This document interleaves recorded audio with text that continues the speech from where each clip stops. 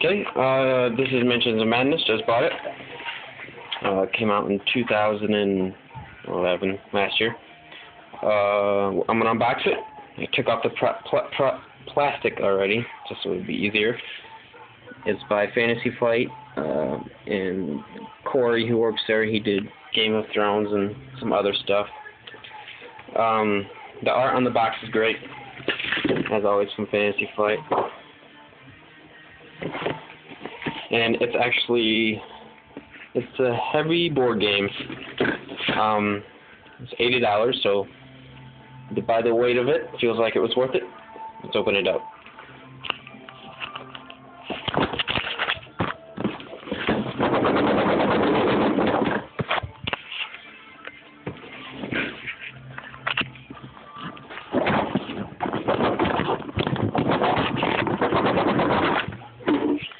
Okay, got it. In Fantasy Flight, this is obviously Rules of Play book. On the back, Investigator's Guide. The investigators must get this. And then here's what the keeper gets with GM. Very cool art. Instructions look pretty small, considering that this is both books in one. So who knows, Final Fantasy is a hit or miss. They usually have a lot of mistakes, but I think it's pretty easy to understand most of their instructions if you just can get through the mistakes. Okay, looks like we have some tiles here. Pick them up.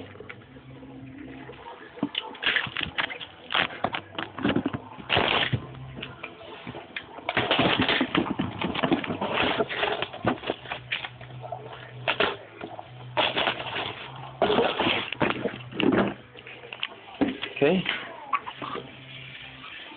Looks like some house tiles that are going to be placed in. These tiles are all going to fit together.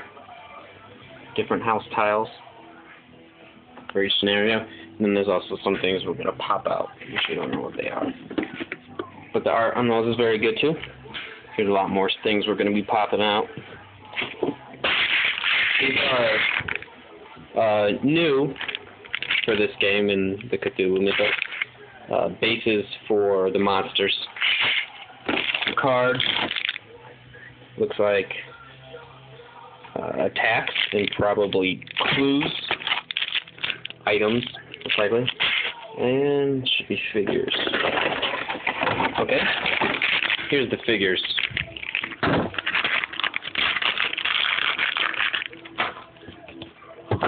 Now,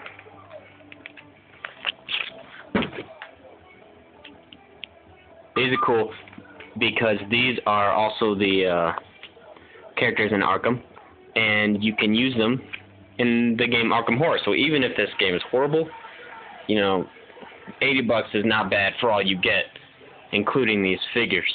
They're not painted. Think the full Arkham set of figures painted, something like $150 or something. So this is great. It's going to be really fun. It's got Harvey Walters right here. My favorite. They don't have all of them. It's like 1, 2, 3, 4, 5, 6, 7, 8. And then also over here, monsters.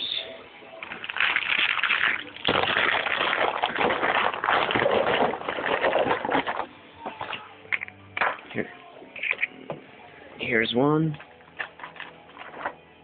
Here's a cultist. You gotta sit on the base, he won't stand up. Cool. There's a lot of good and bad reviews about this game. Most of the bad reviews I heard, people said they had a lot of fun, but they just had problems with the mechanics, which is a weird thing to say. The same kind of people who don't like the game Betrayal, which I think is a great game. Of course, a lot of mistakes in that game or things that don't work very well, and the story is not perfect, but you have a fun time playing it, and it's a great game, and, you know, if you're looking for a perfect board game, this isn't going to be it, and they're not going to make one for a while.